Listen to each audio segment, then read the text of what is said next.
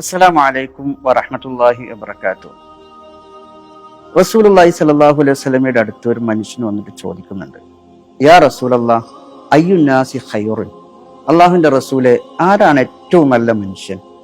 റസൂലുള്ളാഹി സ്വല്ലല്ലാഹു അലൈഹി വസല്ലമ മറുപടി പറഞ്ഞു, മൻ തോല ഉംറഹു വഹസുന അമലഹു, ഒരാൾക്ക് ആയുസ്സിനെ നീട്ടിക്കൊടുത്തു എന്നിട്ട് അവന്റെ അമലുകൾ അവൻക്ക് നന്നാക്കാൻ കഴിഞ്ഞാൽ അവനാണ് ഏറ്റവും നല്ല മനുഷ്യൻ. ആ വന്ന മനുഷ്യൻ വീണ്ടും ചോദിക്കുന്നുണ്ട്, യാ റസൂലല്ലാഹ് അയ്യുന്നാസി ഷർറുൻ, ആരാണ് റസൂലെ ഏറ്റവും മോശപ്പെട്ട മനുഷ്യൻ? റസൂലുള്ളാഹി സ്വല്ലല്ലാഹു അലൈഹി വസല്ലമ മറുപടി പറഞ്ഞത് ഇങ്ങനെയാണ്, മൻ തോല ഉംറഹു വസാ അമലുഹു, ഒരാൾക്ക് ഒരു അമലിനെ അവർക്ക് ആയുസ്സിനെ നീട്ടിക്കൊടുക്കുകയും അമലിനെ നന്നാക്കാൻ കഴിയാതിരിക്കുകയും ചെയ്താൽ അവനാണ് ഏറ്റവും മോശപ്പെട്ട മനുഷ്യനെന്ന്. സഹോദരന്മാരെ, നമുക്ക് ലഭിച്ചതിൽ വെച്ച് ഏറ്റവും വലിയ അനുഗ്രഹം നമ്മുടെ ആയുസ് തന്നെയാണ്. അതുപോലെ തന്നെ നമ്മുടെ ഏറ്റവും വലിയ പരീക്ഷണവും നമ്മുടെ ആയുസ്സാണ്. അള്ളാഹു സുബ്ഹാനഹു തആല മനുഷ്യർ നൽകുന്ന എല്ലാ അപേക്ഷകളും അള്ളാഹു സ്വീകരിക്കും. എന്നാൽ രണ്ട് സന്ദർഭങ്ങളിൽ വെക്കുന്ന അപേക്ഷകൾ അള്ളാഹു തള്ളിക്കളയും. ആ രണ്ട് അപേക്ഷകളും ആയുസ്സുമായി ബന്ധപ്പെട്ട കാര്യങ്ങളാണ്. ഒന്ന്, തൊണ്ടക്കുഴിയിൽ മരണം എത്തി നിൽക്കുന്ന നേരത്ത് ആയുസ്സിന് വേണ്ടിയുള്ള അപേക്ഷ അള്ളാഹു തള്ളിക്കളയും. വലൻ യുഅഖിറല്ലാഹു നഫ്സൻ ഇദാ ജാഅ അജലുഹാ.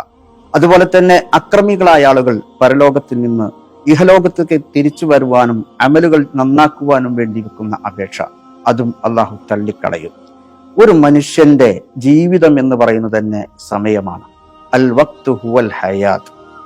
അതുകൊണ്ടാണ് സ്വഹാബിമാര് സാധാരണ ഒരു മനുഷ്യനെ അവന്റെ ജീവിതം ചിട്ടപ്പെടുത്തുവാൻ ഏറ്റവും നല്ല ഓർമ്മ എന്ന് പറയുന്നത് ആയുസിന്റെ അന്ത്യത്തെക്കുറിച്ചുള്ള ഓർമ്മയാണ്.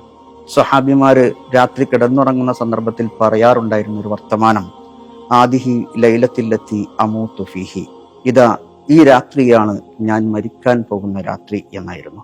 എണീറ്റ് വരുമ്പോൾ അവരോട് തന്നെ പറഞ്ഞിരുന്ന ഒരു വർത്തമാനം, ഹാദാ യൗമുല്ലദി അമൂതു ഫീഹി, ഇതാ ഈ പകലാണ്, ഇന്നാണ് ഞാൻ മരിക്കാൻ പോകുന്ന ദിവസം എന്ന് പറഞ്ഞുകൊണ്ടായിരുന്നു. ഈ ഓർമ്മ ഒരു മനുഷ്യനെ പൂർണ്ണമായിട്ട് നന്മയിലേക്ക് എത്തിക്കുന്ന ഓർമ്മയാണ്. ആയുസ്സിനെ കുറിച്ചുള്ള ഓർമ്മയാണ്, ആയുസ്സിന്റെ അന്ത്യത്തെക്കുറിച്ചുള്ള ഓർമ്മയാണത്.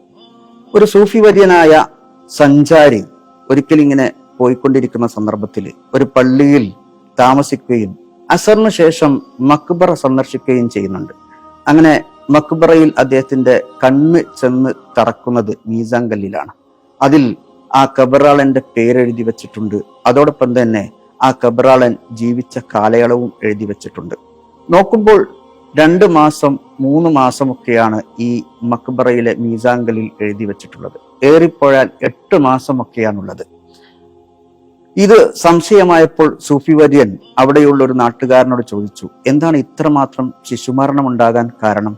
അദ്ദേഹം പറഞ്ഞു, അങ്ങനെയല്ല, ഞങ്ങളുടെ നാട്ടിൽ ഒരാൾ അദ്ദേഹത്തിന്റെ ആയുസ് കാലത്ത് എത്രയാണ് അള്ളാഹുവിന് വേണ്ടി മാറ്റിവെച്ചിട്ടുള്ളത്, അതാണ് അദ്ദേഹത്തിന്റെ മീസാങ്കല്ലിൽ എഴുതി വെക്കാറുള്ളത് എന്നുള്ളതാണ്.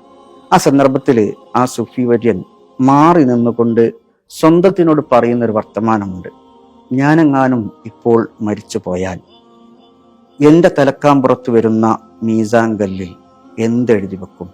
ഇങ്ങനെ ഒരു മനുഷ്യൻ ജീവിച്ചിട്ടേ ഇല്ല എന്ന് എഴുതി വെക്കേണ്ടി വരുമോ എന്നുള്ളതാണ്. ഇതാണ് നമ്മുടെ ജീവിതത്തിൽ നമുക്കുണ്ടാകേണ്ട ഓർമ്മ. നമ്മുടെ സമയം, ആയുസ് ഈ ദീനിന് വേണ്ടി വഖഫ് ചെയ്യുക, നേർച്ച നേരുക. അല്ലാഹു സുബ്ഹാനഹു തആല ആയുസിനെ നന്മയ്ക്ക് വേണ്ടി ഉപയോഗിക്കുന്ന ആളുകളുടെ കൂട്ടത്തിൽ നമ്മെ ഉൾപ്പെടുത്തി അനുഗ്രഹിക്കട്ടെ.